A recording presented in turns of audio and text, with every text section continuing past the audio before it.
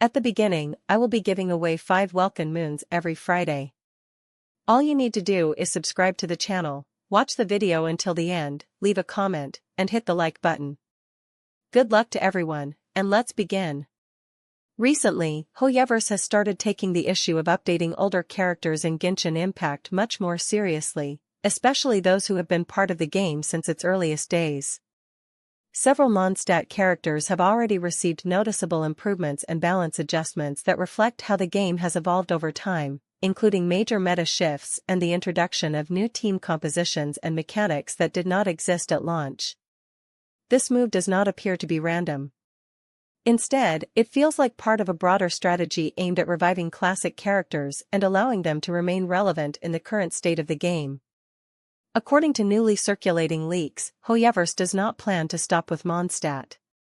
The company is reportedly preparing to continue this approach with older characters from other regions. These leaks suggest that the next wave of improvements may target characters from the Liyue region, including Zhongli, Xiao, Tao, and Ganyu. While no specific details have been provided regarding the exact nature or scale of these changes, and no release window has been mentioned, the mere inclusion of these names has already sparked widespread discussion and speculation within the community. Bro, pulling in Genshin is getting way too expensive lately, so if you're like me and want to save some money, here's what I've been using myself, a legit top-up site called Liyue. They usually have deals that make it up to 30% cheaper than the official prices, which honestly helps a lot if you're trying to get Duran or Venti this phase. And if you use my link, you can unlock the exclusive 10% off new user discount. It's pretty nice for saving on pulls. Do not worry if you are a returning user, you could still get extra 8% off coupons. Topping up is super simple. Choose what you want, enter your UID, pick your server, pay, and the crystals show up almost instantly. And if you're worried about safety, don't be. Liyue has a 4.9 rating on Trustpilot with more than 30k plus of real reviews, and tons of Genshin creators like DuckTV, Jello Impact, and Braxophone are already using it. It's legit. Click my links in the description and pinned comment if you want to save money for your next pull. From an analytical perspective, these adjustments could be linked to the introduction of a new faction or a new gameplay system, similar to what previously happened with Mondstadt characters. In that case, balance changes were necessary to support newly introduced mechanics and team interactions. A similar situation could occur with Liyue, especially if upcoming updates bring new story developments or combat systems that require older characters to be re-evaluated. However, this is not the only possibility. HoYoverse may simply choose to apply direct balance updates in order to maintain overall game stability and keep fan-favorite characters viable in the modern meta.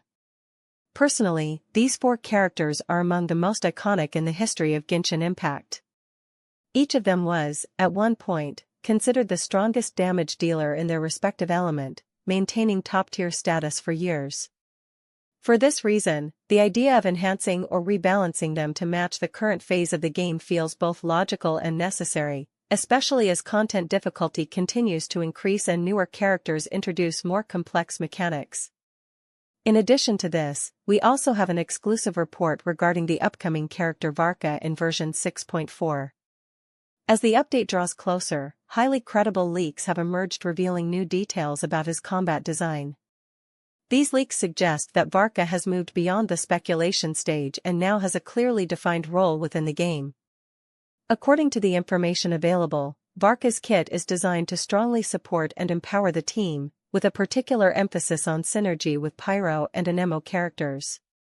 This makes him a powerful strategic option for teams that rely heavily on elemental reactions. His strength is not limited to personal damage, but extends to significantly increasing the overall combat effectiveness of the entire team.